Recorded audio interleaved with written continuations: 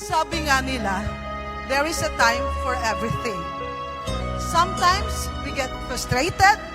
Sometimes we get disappointed because we feel we are too late and others are advanced.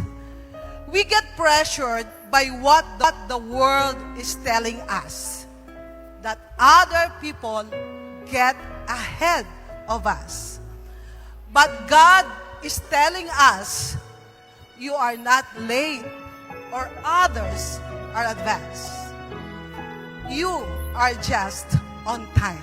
God will make things beautiful according to His time.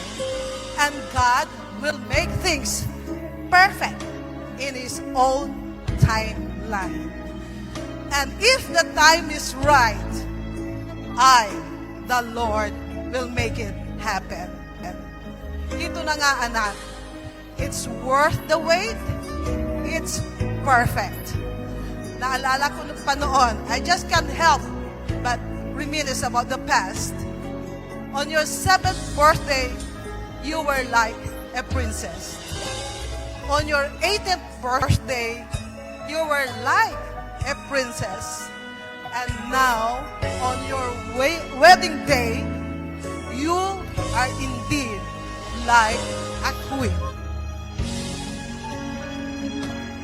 Today, I give you both my blessings and pass on my dreams into your hands, and I promise to both of you, I will be with you all the way. I may not be a perfect mom, but I will do everything to protect both of you. To Val, nakikinig siguro si Val, love Kay unconditionally, because I can feel that Kay loves you so much.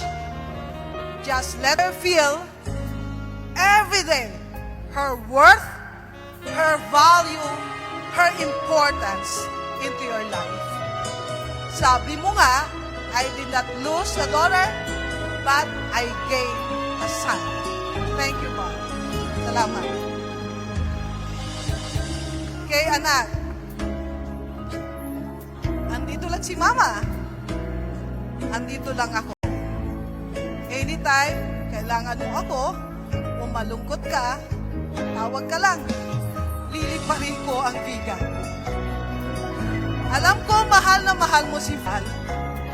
Huwag mo rin sana kalimutan na mahalin ang sarili mo. As you want to be the best or the perfect wife, do not forget to grow as a person. Salamat, anak, that despite all my struggles in life, nasa tabi kita parati, hindi natinag ang respeto at pagmamahal mo sa akin. Salamat, anak, for then and now, I am your living hero. At salamat, anak, pag-aaruga, sa iyong pag-aalaga, sa iyong pagmamahal. Salamat. Salamat sa iyo, anak.